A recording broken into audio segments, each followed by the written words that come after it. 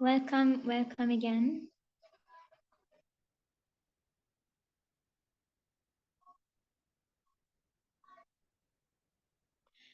Okay. So now we're gonna speak about the gas laws of chemistry.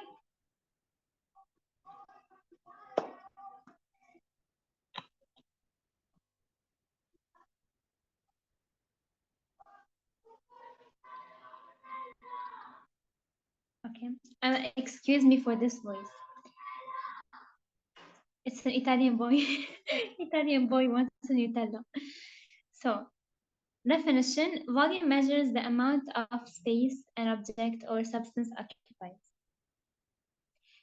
Milliliter, liter, cubic meter, meter cube is for the area. Yes, I think you know. But you just have to know about this. 1 milliliter is equivalent to 1 cubic centimeter. So centimeter cube, 1 milliliter, decimeter cube is 1 liter. This you should know. And yeah, everything else is easy, I guess.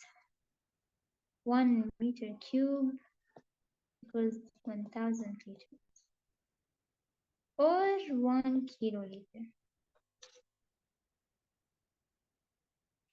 Temperature, of course, temperature is in Kelvin. The SI unit of temperature is Kelvin. And you should know the rule, which is this: Kelvin equals degrees Celsius plus 273. Let's say it's 20 degrees. We add 20 to 273, and we're gonna end with 293. So the temperature will be 293 Kelvin. And the temperature usually means the kinetic energy or the velocity. Degrees Celsius, the definition: a temperature scale with 0 degree to 100 degrees as its boiling point under standard atmospheric pressure.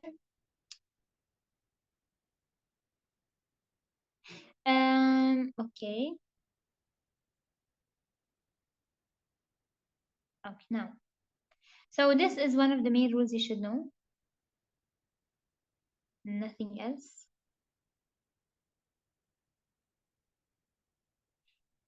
So units of pressure, they can be in Pascal, they can be in ATM, they can be in bars, they can be in torr or millimeter mercury. They can be in pounds per square inch PSI. Most used ones in pressure are the Pascal, are the atmosphere, are the bar, are the torr. This is not used. Okay, so the thing that you should memorize from all this place is 1 ATM equals 101.3 Pascal, and 1 bar equals 100,000 Pascal, and 1 torr equals 133 Pascal,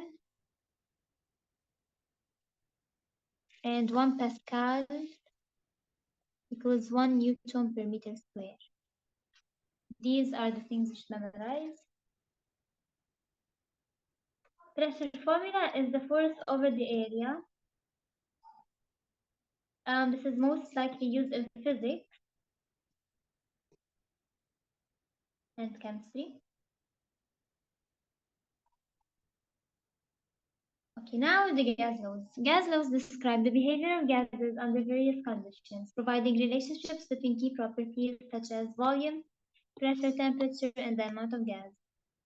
Key relationships: volume v the space that the gas occupies. Pressure is the force exerted by the gas on the walls of its container. Temperature is the measure of the average kinetic energy of gas particles in Kelvin. N is the number of moles.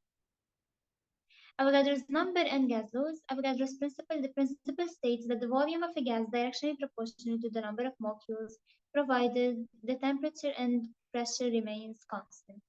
So N equals to N number of molecules over N Avogadro 6.02 times 10 power 23. Molar volume at standard conditions. You should also memorize that standard conditions are 0 degrees and 1 atm.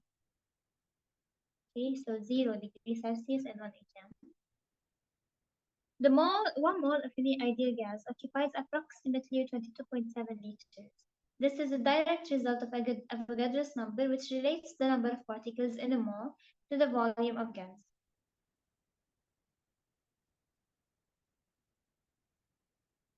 Avogadro's number, just memorize this. Okay, now we enter the real one. So before speaking about Bayes' law, let's speak about something else, and then we go to Bayes' law. So let's start by combine. Let me just make sure something. So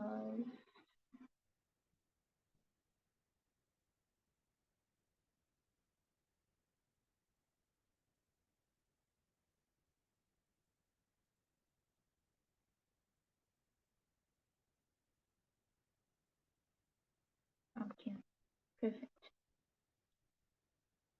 So I'm gonna start with, where is it?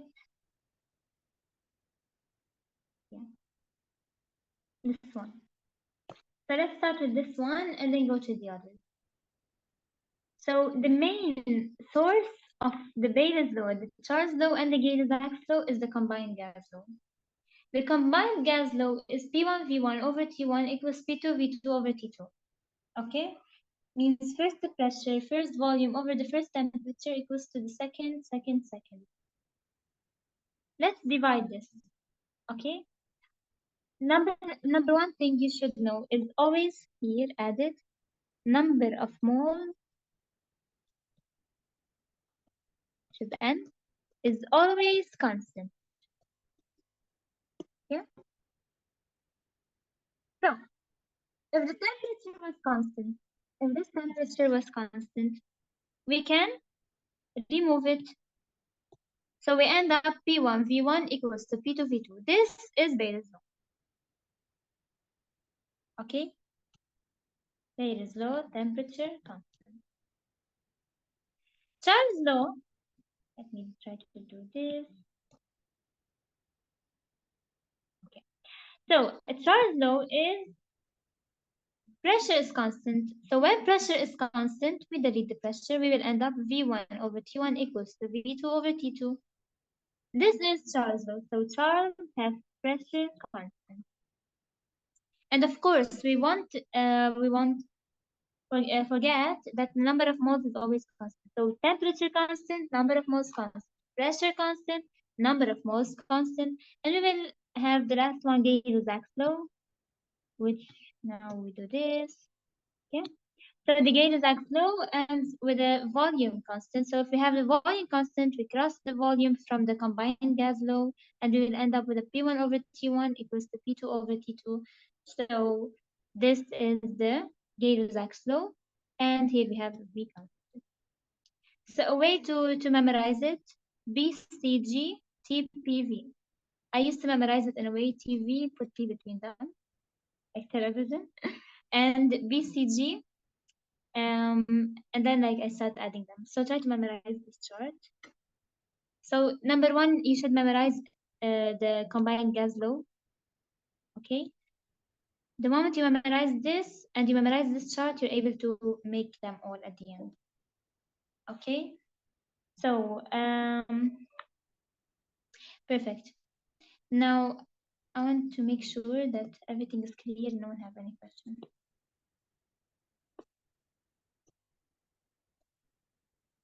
Everything is good?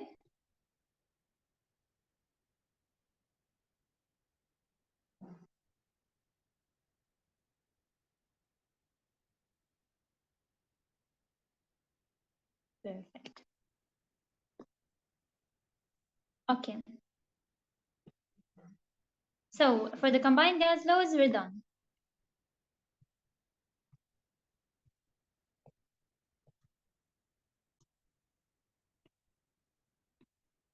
Mm. Okay, let's go before.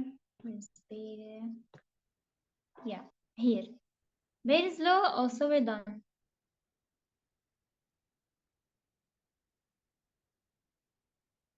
Charles' law, also we're done.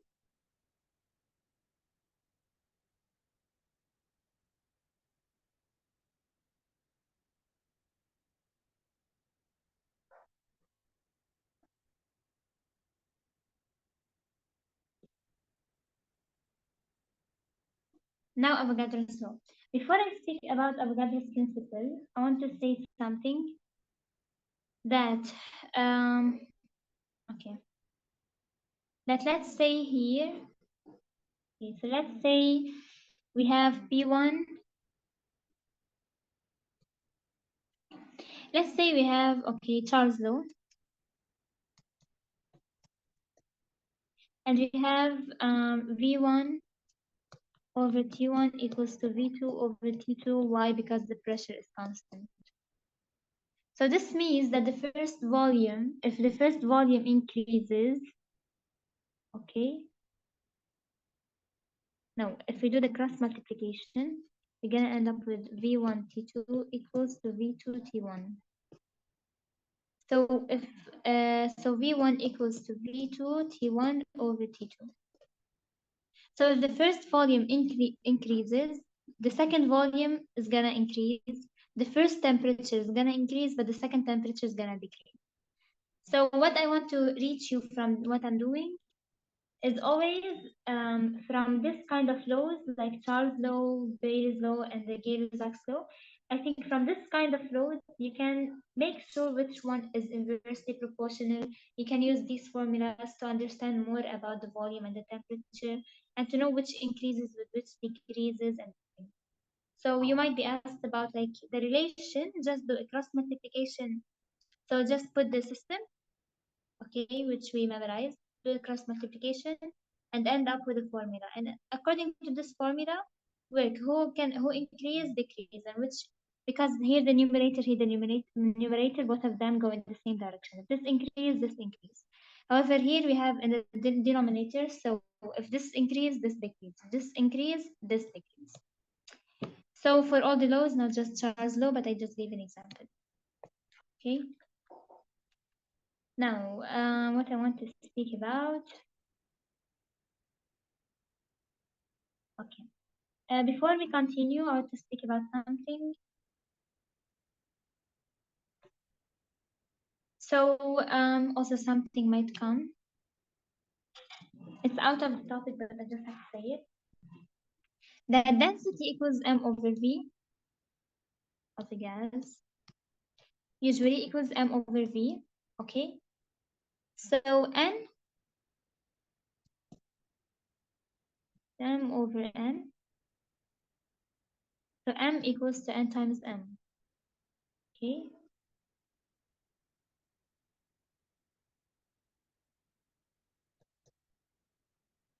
And here we have a v. Oh no, no, no, no. Not of a gas. Wait. Density, okay, equals not of a gas. Take the gas out. Equals to m over v. N equals to m over m. So m equals n times m over v. Okay? N over v, it's the concentration or the molarity. So it can be concentration times m equals to that. So they might like try to trick you in a way about this. Just like, no, you can still substitute and reach this. Okay, we will speak about this, but in the gases now when we finish the slide. So let me delete and speak about Avogadro's principle.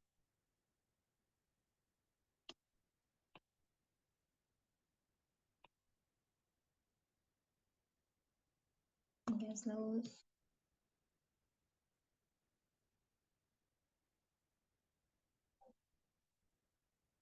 Okay. Okay. Good. Okay, Avogadro's principle. So Avogadro's law states that the volume of a gas is directly proportional to the number of moles of the gas, provided the pressure and the temperature remain constant. So what did he do here? He made the N and the volume variable, and he made the P and the T constant. Okay? So V1 over N1 equals to V2 over N2. So the volume is directly proportional to the amount of gas or to the number of moles. Or you can memorize the formula in this way. V over N equals to K. Okay? Means volume over number of moles end up with a constant proportionality.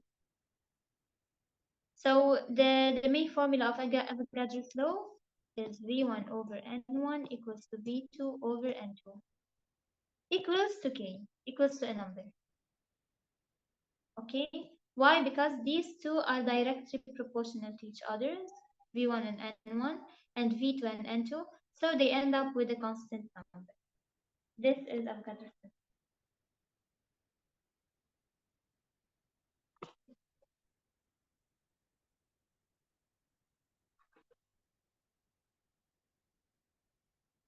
So equal volumes of a gas contain the same number of molecules at the same temperature and pressure.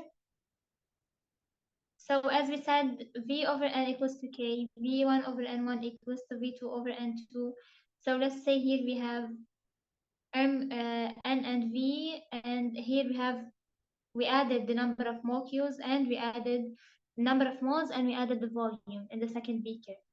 So when we double the number of molecules, okay, then the pressure will double. So also take this as a note of Avogadro's law. 2 times N equals 2 times V equals 2 times P. No, there's something wrong.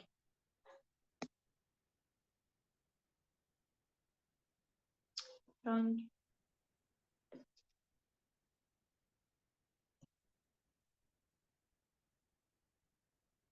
Okay. So doubling the number of molecules doubles the volume. So 2 times N equals 2 times V. Why does this exist? Because we have here volume is directly proportional to the amount of gas. So volume and the number of moles are directly proportional. So if we times 2 the number of moles, the volume will times 2. If we times 3 the number of moles, the volume will times 3. When we increase the number of moles, the volume itself will increase according to Avogadro's law. Why? Because their proportion gives a constant, and that's why.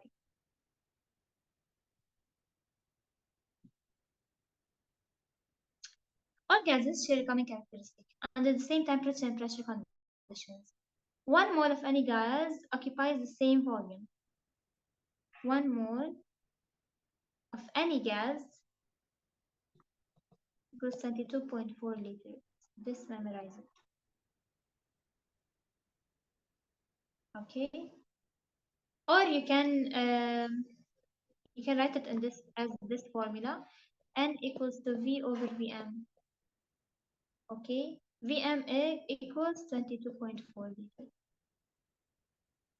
So the solid and the liquid number of moles equals to mass over molar mass. The gas, however, the gas formula is then equals to volume over molar volume, Vm. Molar volume is 22.4.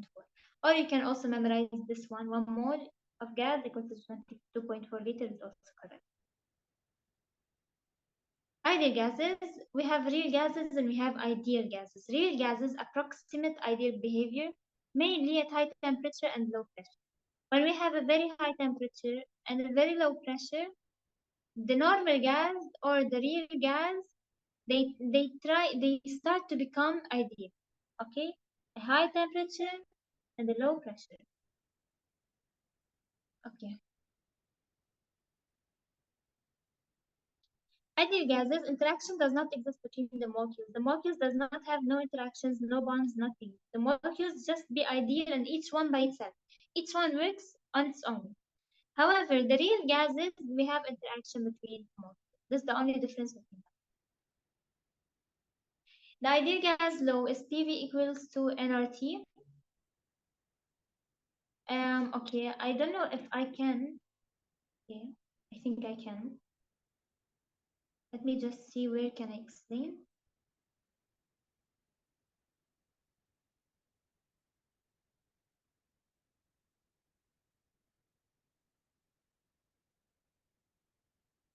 So if you come to to memorize the real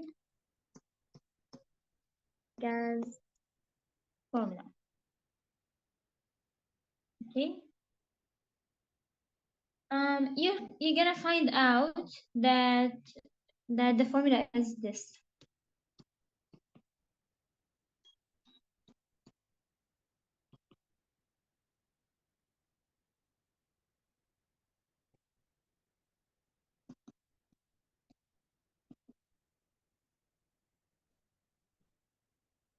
Okay, this is the real gas formula. Perfect. Now, the real gas formula. It's not the ideal gas formula, it's the real gas formula. So P plus pressure plus A n square over V square times V minus NB equals to nRT. Okay?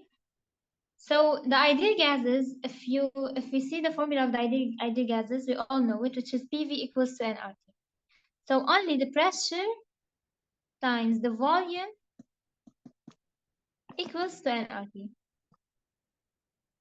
R is the constant of ideal gases, and T temperature in Kelvin, and is number of moles, P is pressure, V is volume. So this means that the only difference between the real gas formula or the real gas and the ideal gas, this is for the ideal gases. Okay. So it's just that in the ideal gas we have A n square over V square equals to 0, and NB equals to 0. Okay. So can the real gases become ideal gases? Yes. And how can they become? They must be in a very high temperature and a very low pressure. Now, A is a gas constant, B is a normal gas constant, and N is the number of moles, and V like the volume. And the real gases can become ideal gases only if the AN square over V square became equals to 0 and MB equals to 0. At a high temperature and low pressure, AN square over V squares become equal to 0, as I'm speaking about formula. I'm speaking mathematically. And N times V equals to 0 at a high temperature and low pressure, or not equal, but like approximates 0. So yeah, real gases can become ideal gases. So the ideal gas formula is PV equals to nRT. And the gas constant R is 8.3. So you should also take into consideration something. If the pressure unit is kilopascal, okay, R, which is the ideal gas constant, will be equals to 8.314. If the pressure is the unit of the pressure is an ATM, R will change with the P. Okay, so R is gonna be okay, ATM 0.08821. If the pressure of P is in millimeter mercury, R is gonna be equal to 62.4. So this memorizes, because they might like bring different units of the pressure, and then you will have to change the R with it.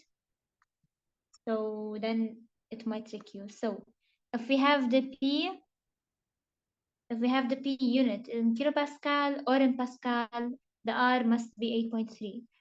If it was millimeter Hg, R is 62.4. If it's ATM, 0.0821. Take screenshot of the stage.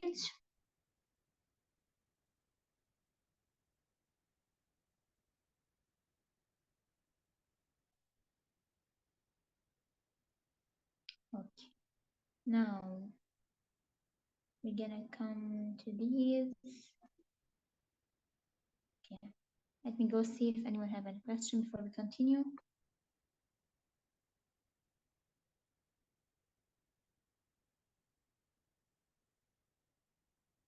A is the gas constant, is a gas constant. B is the gas constant. These constants will be, I think in the IMAT it's not this deep, you're not asked about it, but why did I write because the real gas formula, you're not asked about it in no way, not in the IMAT, not in the university. But I wrote about it because I wanted to show you that real gases, in a way, they have the same formula of ideal gases. There is only some constants between them. When these constants equals to 0, they can become ideal gases. They can only become equal to 0 at high temperature. This is what I wanted to teach you. But you're not asked about not A, not B, not even the formula. You're not asked about it. So yeah. Anyone have any question? Is everything clear?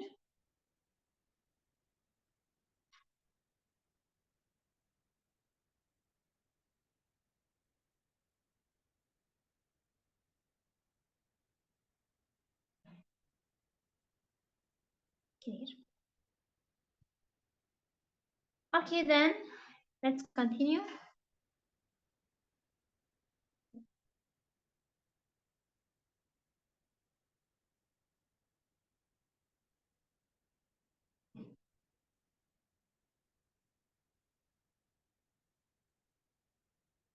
So density equals to mass over volume. Molarity is the moles of solute over the volume of solution. Bayes' law, Avogadro's law. This just try to memorize it. Let me just. It's just a kind of summary page. pH formula for strong acids. Strong means dissolve completely in water.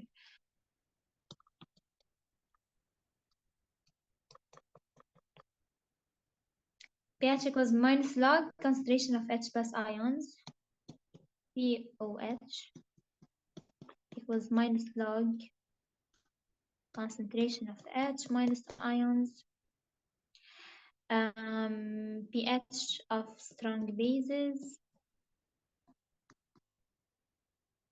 is this one. pH of strong bases equals to 14 plus log OH minus. And Kw or water constant was the concentration of H plus times the concentration of OH minus equals 10 power minus 14. So here we have concentration of H plus equals to 10 power minus 7. Here we have 10 power minus 7 ends up with the 10 power minus 14. This is the constant of water. I think these are the main formulas you should know for the IMAT.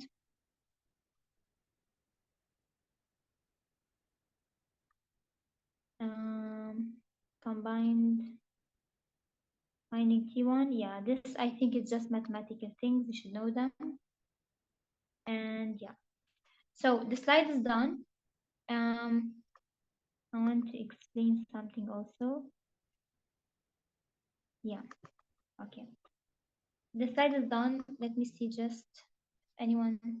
You just write before I forget what I want to explain. You just write it on paper.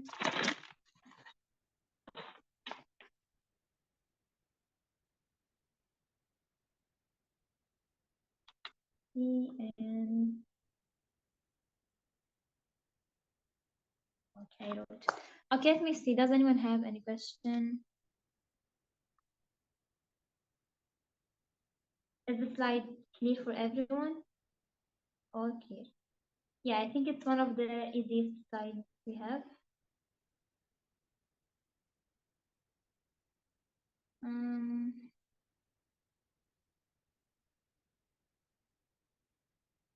no? No means yes or no? Clear or no?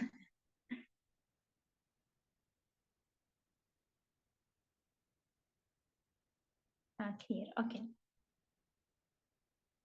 No question. Okay.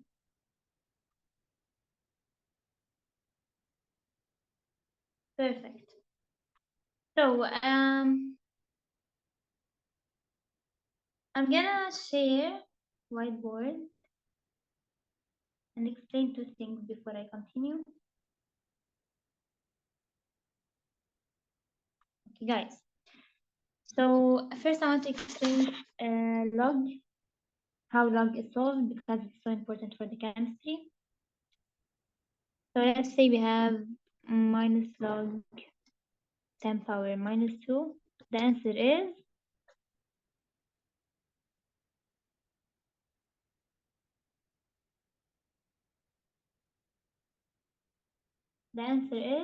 I mean like the answer of the pH.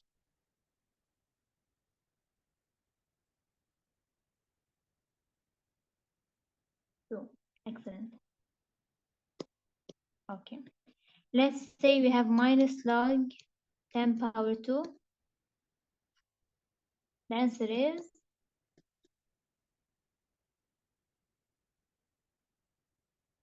take us out of the pH. We're solving math now. So the answer is of the second one is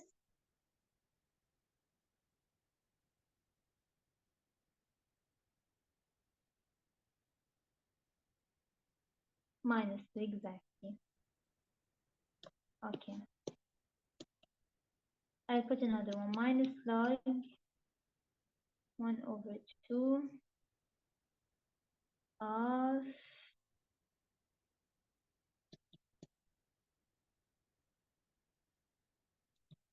the answer is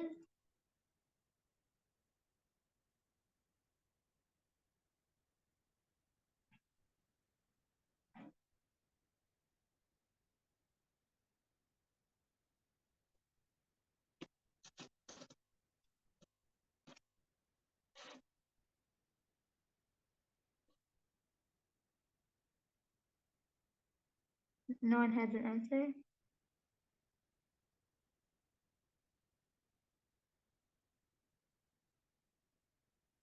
Angela, yeah, Rafi, yeah. 10 exactly.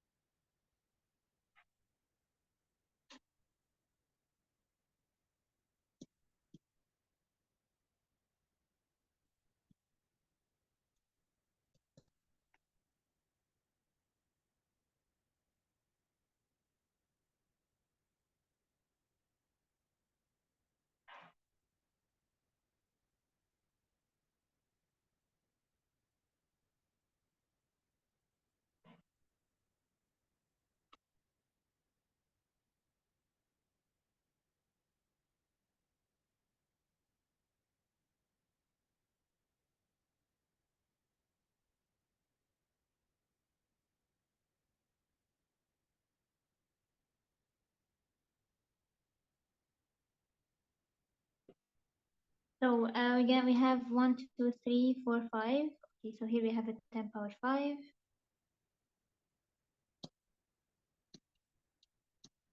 It's asked about 10 power 2. No, I mean this. Yeah, this 10 power 6. No. Yeah, the answer is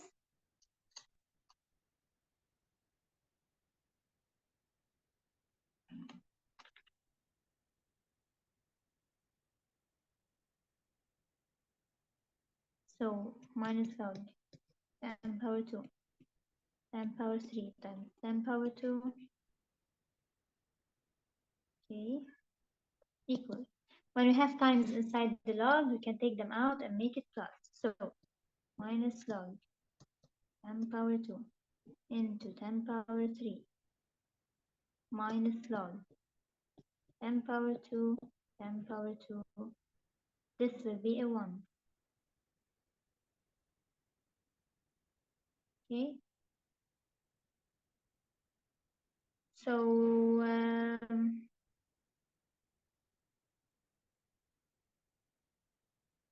this 10 power 2 times 10. So this also will be 1. It will be not minus 3, it will be almost minus 3, minus 2 point something, I guess.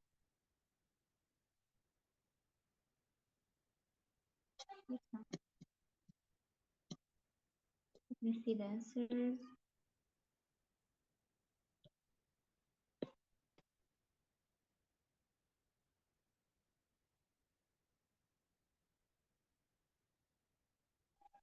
Okay, if it was here, minus log.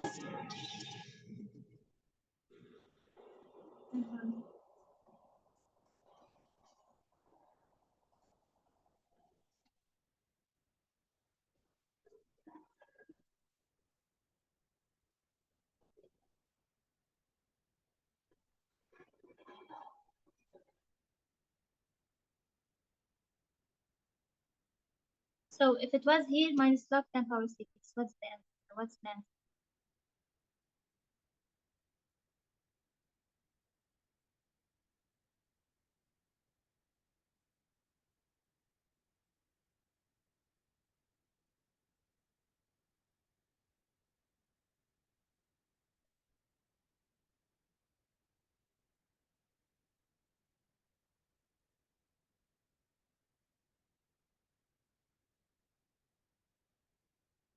Minus 1, excellent.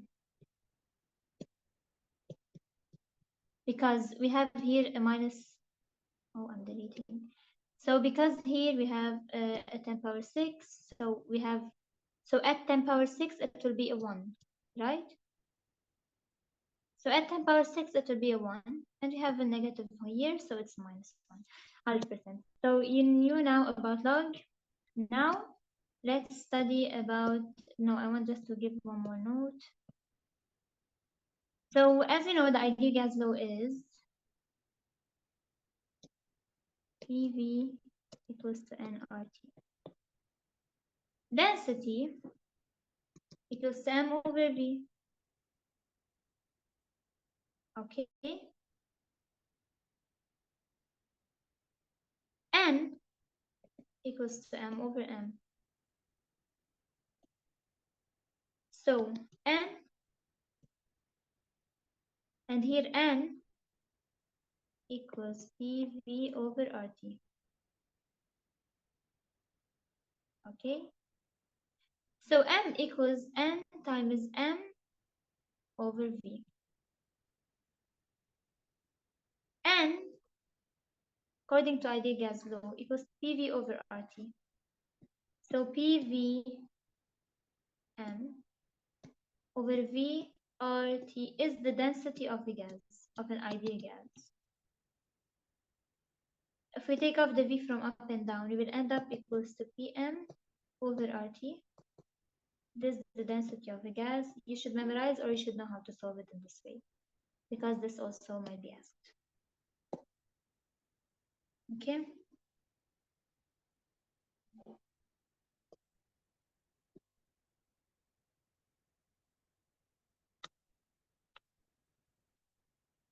Okay.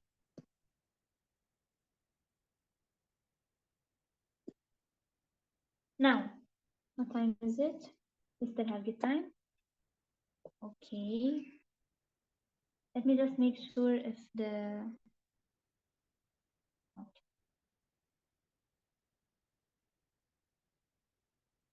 So this certificate on charge, and we're gonna continue in the notes. Gonna continue notes.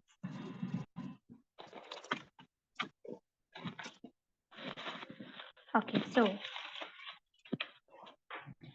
During the weekend, guys, we're gonna have you're gonna have so much assignments to do. Please, guys, solve them all. Guys, solve them all. Any question you have, let's say during the weekend, this 3 days you're solving past papers, you're solving whatever, just send it to me or send it on the group, and I'll explain it to you. And please focus this 3 days. And it's so good for a person not to have all the days also. Why did we give Saturday, Sunday off? Because normally an IMAT taker must have sometime session with anyone teaching, but at the same time he must have himself a good practice for his hands, a good try of managing timing, and a good try of sessions by himself, him trying to test himself. So that's why you really have to focus on these things on Saturday, Sunday, and during the week, focus on the course of us. Okay? So now, okay.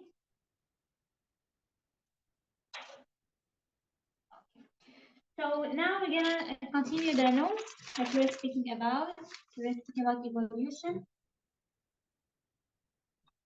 Or we continue chemistry notes since this PDF this recording is just for chemistry.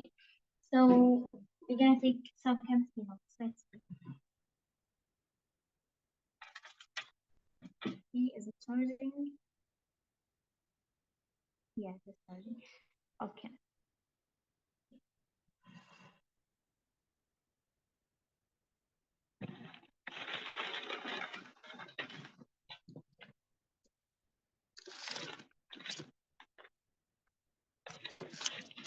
Oh. So now we're gonna take, as we said, chemistry notes.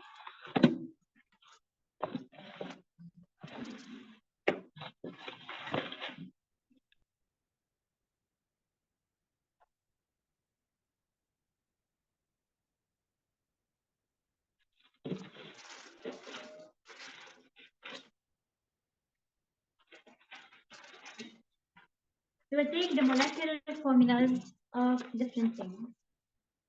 So,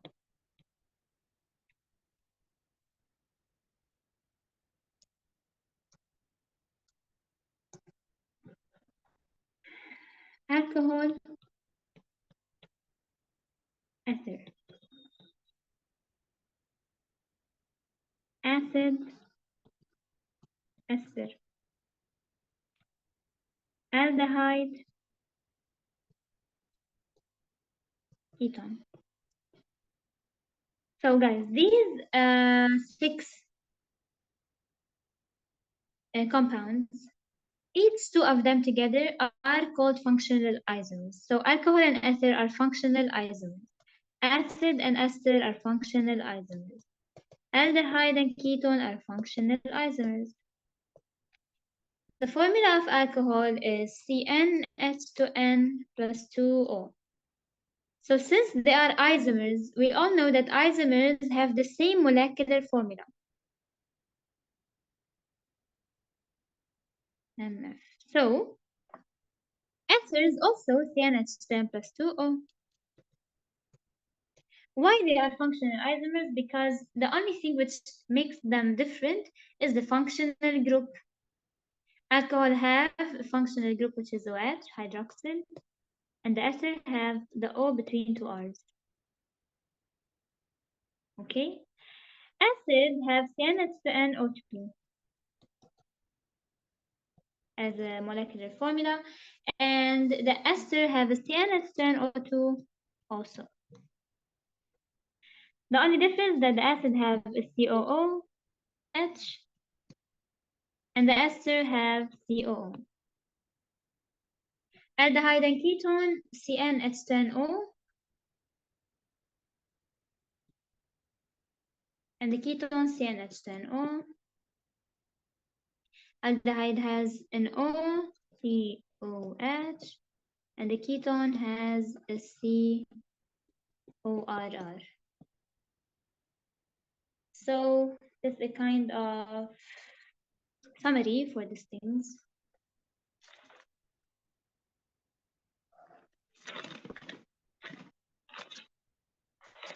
Okay. We spoke about the types of the reactions. We spoke about balancing. We spoke about dehydration and hydrolysis. And yeah. Okay, guys, I want to ask you something that who are the halides or the haloalkanes or the halogens? Who are which group of the periodic table?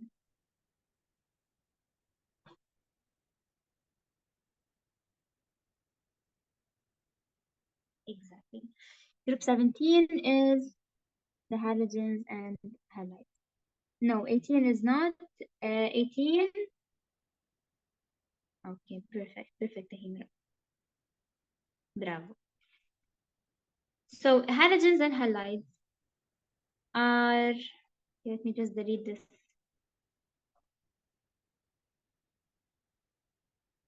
No, share whiteboard. Okay.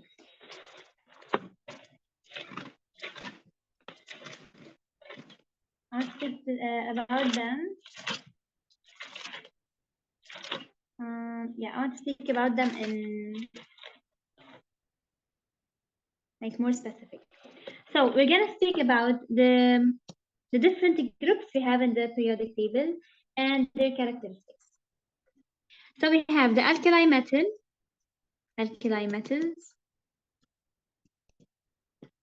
We have the alkaline earth metals.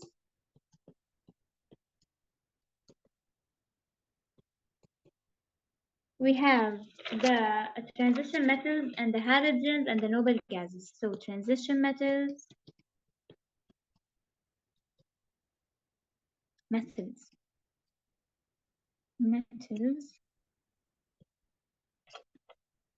halogens and halides. And we also have the semi-metals. No one speak about them, but they exist. And the noble gases. So, okay, now I want each one of you to tell me a characteristic of the alkali metal. Okay, so any one of you know any characteristic of them, like something that makes them special?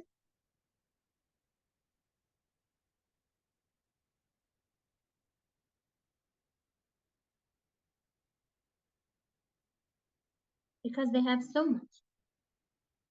Number one, they are which group? Which group in the periodic? Group one.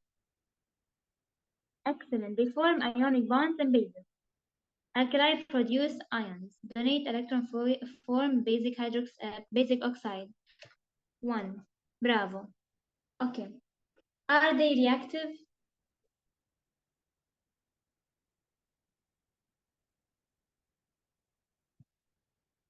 Excellent. Super reactive. One of the most reactive groups are the first group. Lithium, sodium, potassium, these are super reactive. Bravo. Okay. Okay. Um, are they conductors for heat and electricity?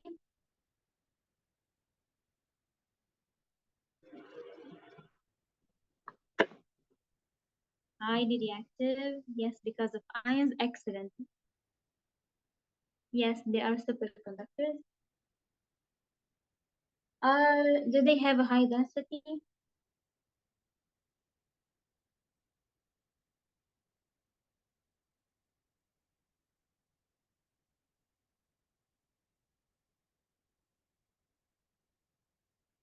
They do have a high density.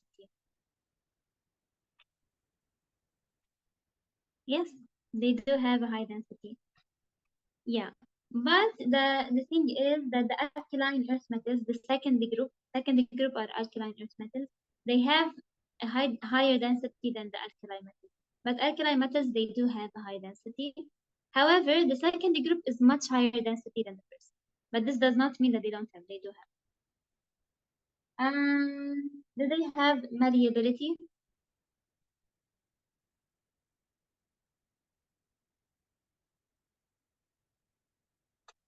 Yes. What else? Okay. Since we said that they are highly reactive, okay, can they be found naturally unbonded with anything? Can you find hydrogen by itself without nothing? Can you find naturally potassium sitting by itself?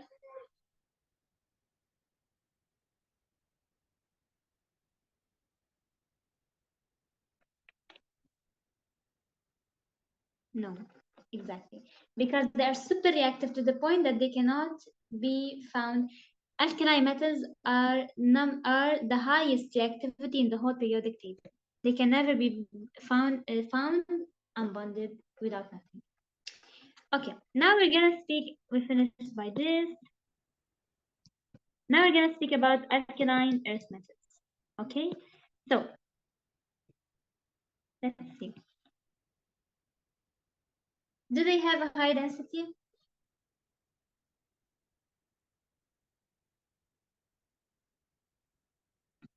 Yes, and much higher than the group one. Are they high conductors?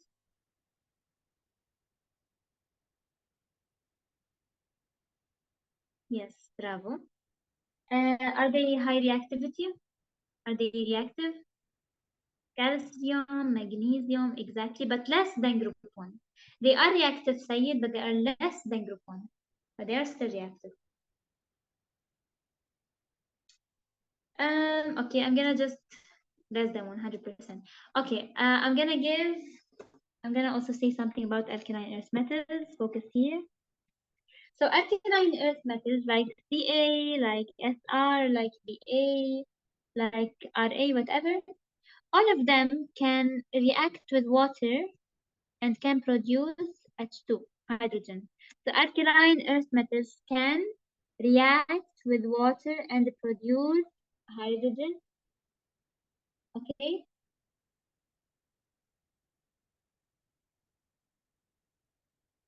okay. And only Be cannot react with them, like them. So all of them can produce hydrogen, only Be no. So Be is an exception.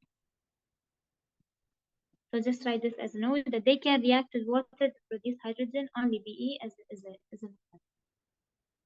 Okay.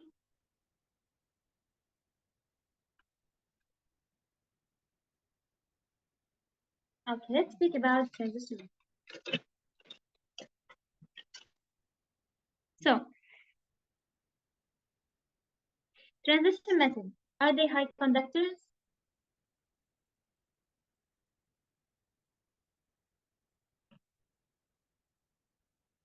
Bravo, bravo. Where is electrons goes in the orbital. And we're gonna speak about the orbitals. Let me just finish right. Are they malleable? Yes, they are. They can be bent into shape. Do they have a low melting point and the boiling point, or a high melting point and boiling point? The transition. High, bravo. It must be so high because they are really strong. Are they are hard? Do they have high density?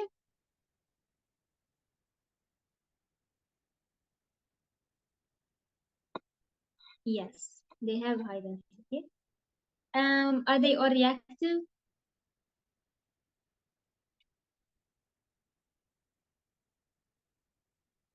They are reactive depending. Not much, but yes. They are reactive depending. Because usually transition metals are in different positions, super different columns, super different rows. So, however, like you find the alkaline metals and the alkaline earth metals in just one group, in just one column. However, the transitions you will find them very like so much columns. This ends up to make super different number of electrons, and having this super different number of electrons, we cannot really know if they are really reactable. And the last one, who can tell me what's the last characteristic, which is the main characteristic of transition metals? They are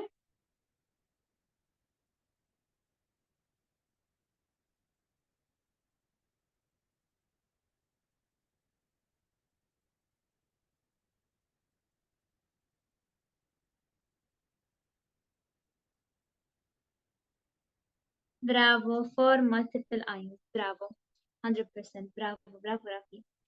So they are multivalent. They can make multiple charges like CO2 plus, CO3 plus, Fe2 plus. You know, you see like so much different ions. They each one of them can create more than one ion. They can lose either two electrons, either four electrons. No one knows. It depends, and each one of them have its own, like Pb2 plus, Pb4 plus. So much, so super multivalent. These are the characteristics of transition metals. Bravo, guys, you're doing so well. Now let's talk about the semi-metals. The semi-metals are the metals that are on the stairs.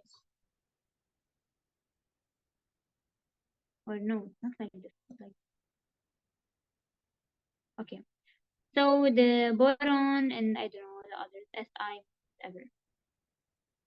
So these semi-metals, we just should know that they are on stairs. They just between the metals and the non-metals. Here are the non-metals, here are the metals. They just between them. Halogens. Let's speak about the halogens. Halogens. So, are they reactive?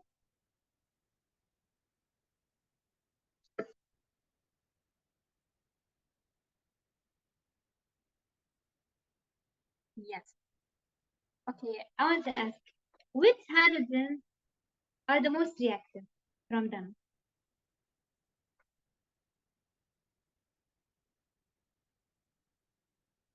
Fluorine and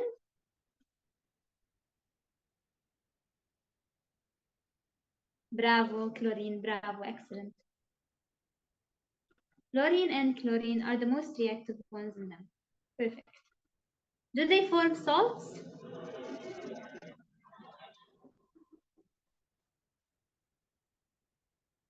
Do they form salts?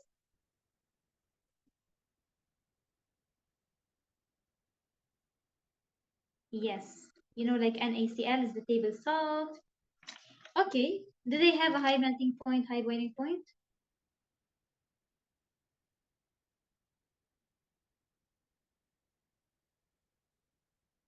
No, they have a low melting point and a very low boiling.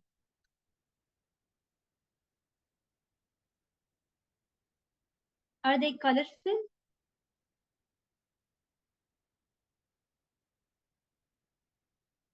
Yes, iodine is orange yellow. So yeah, they are colorful. What else? They can be in different states. Bromine, bravo. Okay, in normal temperature and pressure, in stable one. Bromine is what kind of state? Solid, liquid, or gas? Bromine, liquid. Iodine,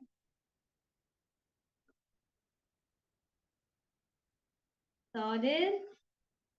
Fluorine and chlorine, gas, exactly.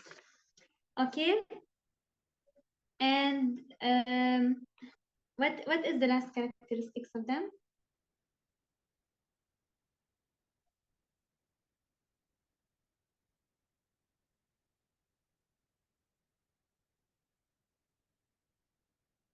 Last characteristic is that they are toxic.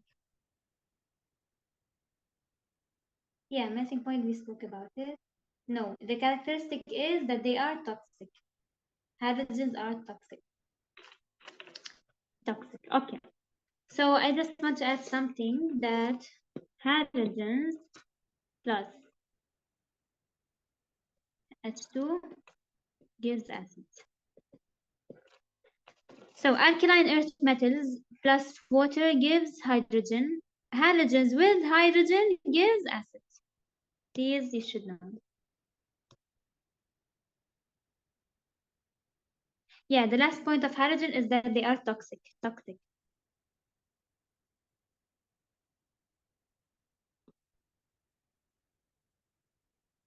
Yeah. Now let's speak about the noble gases. Noble gases.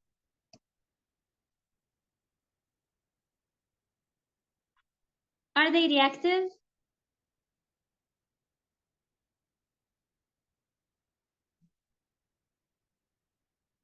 No. Why? They are inert. Okay, these inert gases, why they are not reactive? Complete, bravo. They already completed the octet, so they don't need no one to be reactive with. Okay, are they stable? Yes, because they are inert. Are they, do they have color?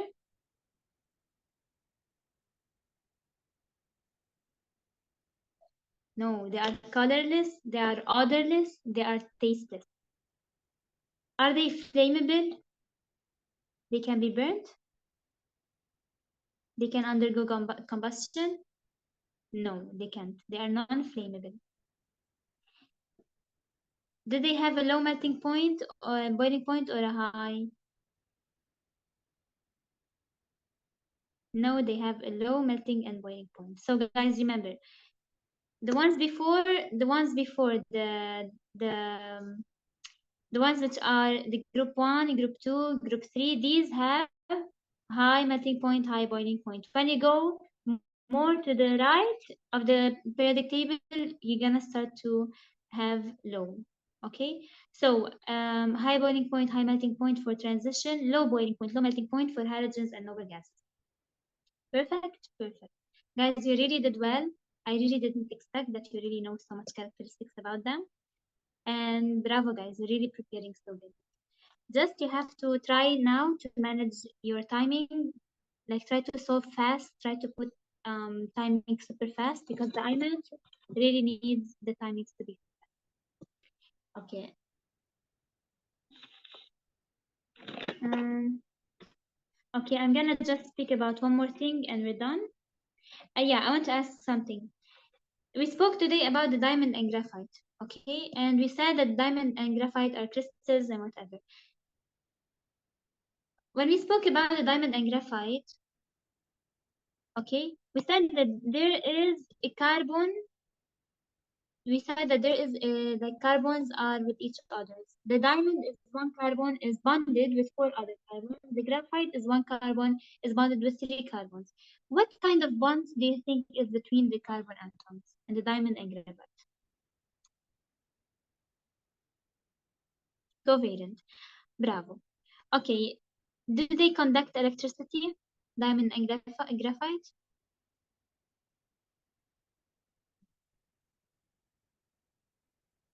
No, both of them they do conduct electricity. Um. Okay. Do they have high melting point, high boiling point? Diamond and graphite or low? No, both of them conduct electricity.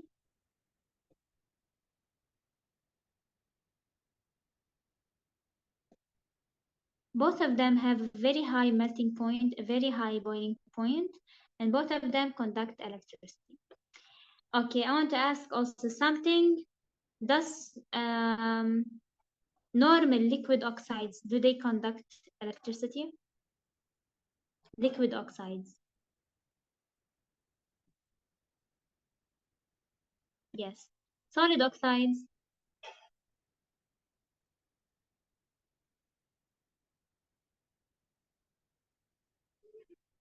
No. Solid oxides does not conduct electricity. Why? Because the electrons inside them are immobile. So the moment you see solid, no electricity. The moment you see liquid, there is electricity. Why? Because you might find ions inside the liquid. Okay? So when you see solid, the electrons are immobile. They can never conduct electricity. Okay, perfect. Um, yeah. I want to speak about one last thing and then we're done.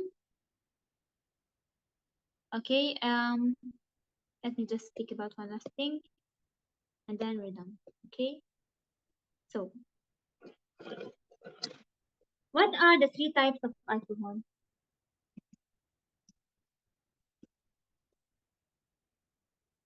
Primary, secondary, and tertiary.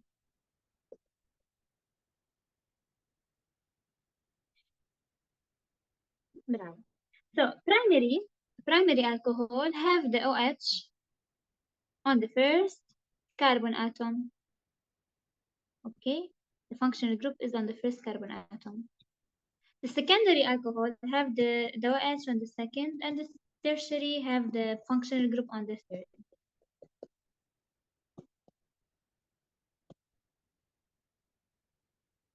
No, wait, I want to make sure of something.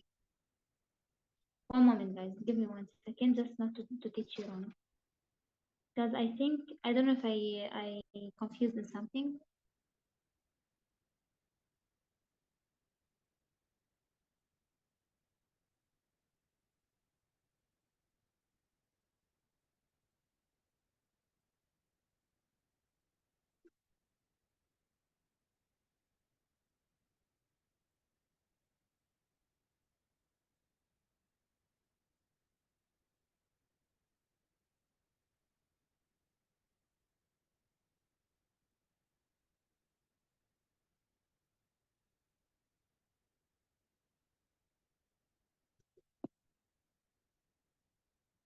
Okay, perfect. Tertiary.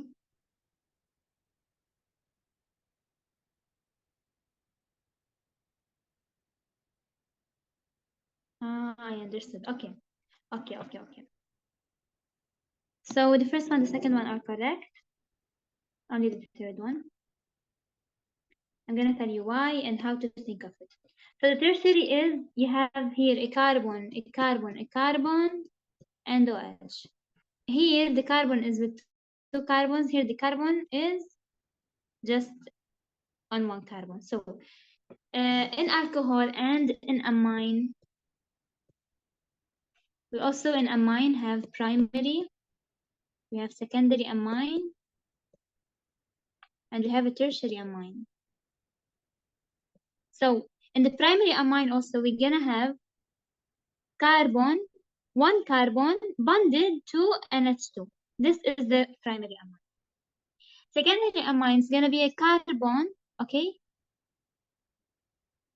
bonded to NH2, and this carbon, okay, is bonded to two other carbons. So it comes in the middle, okay? However, the tertiary amine, it's gonna be a carbon bonded to NH2 and bonded to other three carbons. So how are we gonna think of it? These three characters depends on the carbon. They depend on the carbon. First one, only one bonded to one carbon. Okay? Second one bonded to secondary means second, two carbons. Third one bonded to how many carbons? Three carbons. So it's one carbon with each functional group. The first one bonded to one. Here, one carbon to the functional group, it's bonded to only one. This carbon is bonded to two. This carbon, the central one, is bonded to three. Here it's a tertiary. Okay, so the amine and the alcohol types, you understood them all. Yeah, exactly. Maybe in this way also you can memorize it, and you can also count the carbons around it also. So you understood? Understood. Okay, now I want to also give another thing. I know we're over time, but it's okay, Yani, because we took so much time at the beginning of the lesson for people to join, so it's okay.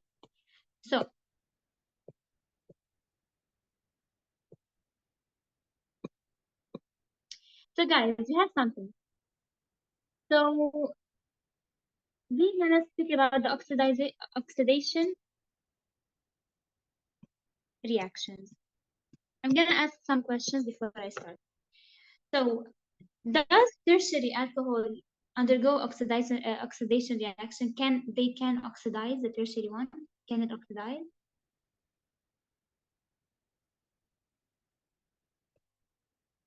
Let's see.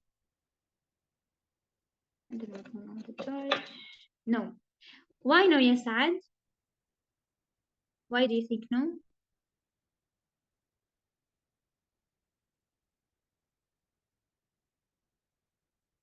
Let's see who's the smart.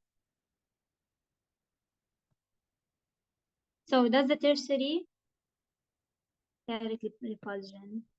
Okay, so the question, Angela, is Can the tertiary alcohol oxidize? Can it undergo oxidation reaction? Tertiary alcohol, not the primary, not the secondary.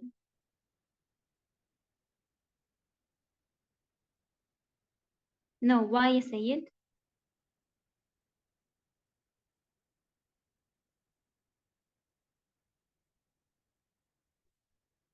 Okay, so I'm gonna explain. Bravo, excellent, Sayed. Okay, I'm gonna repeat it here now. Bravo, Sayed. So, tertiary alcohol is this. It's a carbon having 1, 2, 3, and OH, right? So, okay. So, carbon usually have 4 valence electrons. It already filled its valence. Look. So what happens here? When we oxidize, we're gonna add O2. When we make oxidation reaction, we're adding O2. Where will the oxygen fit if all of the valence electrons are gone? So the tertiary cannot oxidize, okay? Does not have lone pairs. So put in mind, note that tertiary alcohol can never undergo oxidation reaction. Tertiary alcohol, no oxidation, never, because it already have a full, okay?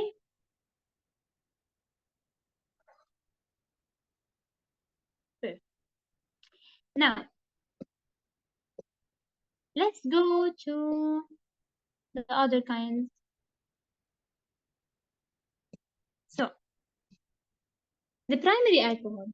Can the primary alcohol oxidize? Let's draw it. This, the primary alcohol. Alcohol have 4, so 1, 2, 3, 4. It can still have 2 places for the oxygen. So it's gonna have here a place for the oxygen, here a place for the oxygen. So it can be oxidized. The primary alcohol can undergo oxidation, and it oxidizes into an aldehyde. So primary alcohol undergoes oxidation, forming an aldehyde. Okay? What is an aldehyde? Aldehyde is this. Okay? So it will end up looking like this.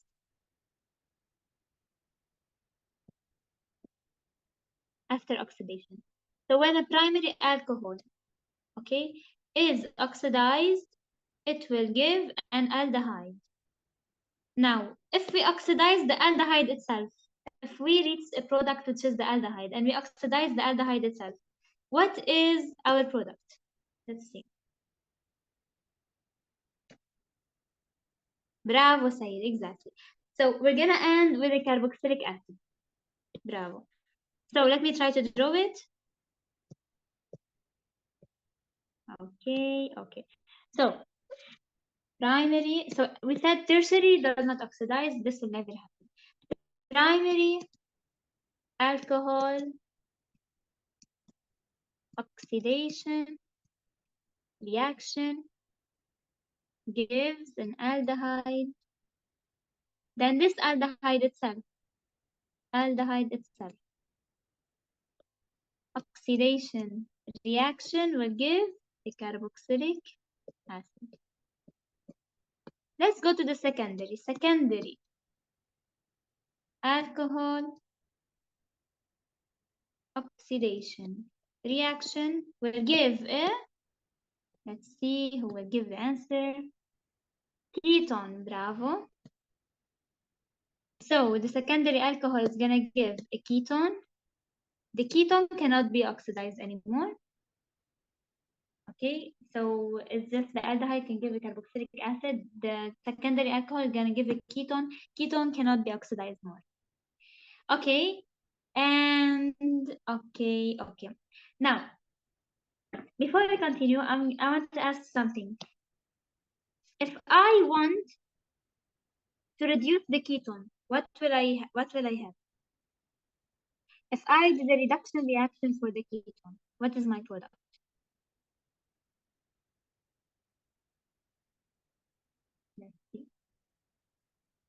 Secondary alcohol, bravo. If I'm gonna reduce the aldehyde, what will I end up? If I did the reduction for this aldehyde,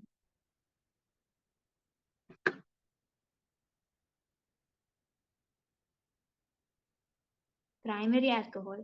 If I'm gonna reduce the carboxylic acid, I'm gonna end up with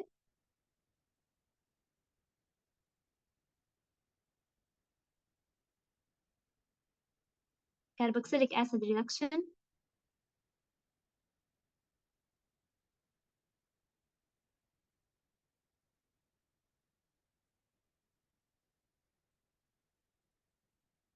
carboxylic acid reduction. No, carboxylic acid reduction is gonna give an aldehyde because when we, bravo, because when we oxidize the aldehyde, we will end up with the carboxylic acid. So what I want to reach you guys is you can go also in the opposite direction and reduction reaction. You can also go reduction, you can also reduce, and we'll end up with the same, the reactants will be products. Perfect. Is this all clear? Because I just have to say one more thing about them and I'm gonna stop. Is everything clear?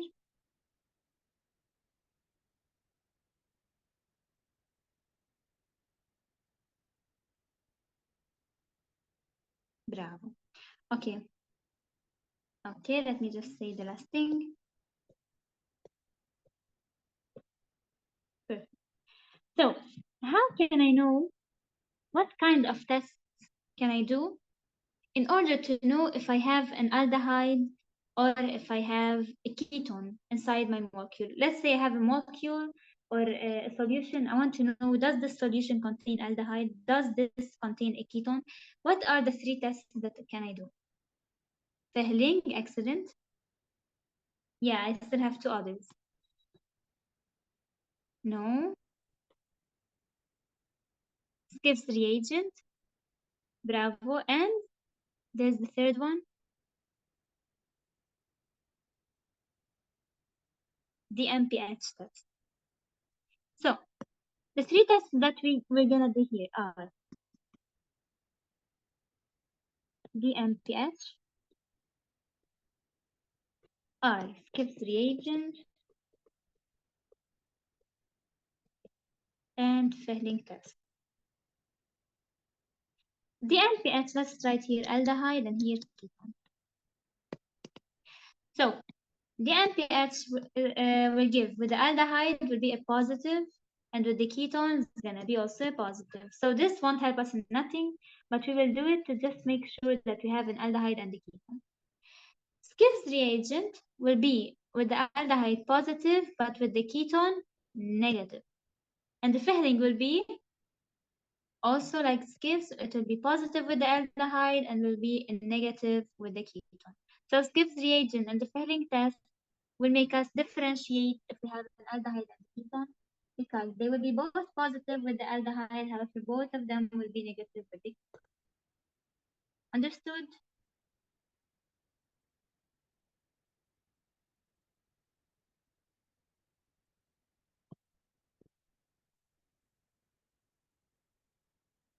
Perfect. Okay, that's all for today. I'm really happy that you guys really have a very good day. I didn't really know. And you interacting this way, making everyone understand more and making you yourself have confidence to know that you know and you are in a very, very good place before the IMAT. I suggest in these 3 days, try to manage timing. Time management is super important for the IMAT. So focus on time management. And when you're with me on the Zoom, on the meeting, try to focus, try to like memorize the things in its time in the second. Instead of just writing and memorizing later, try to memorize them in a second. Open your whole head and start memorizing from now. And you just have to really manage timing. You really guys have, all of you have very good days.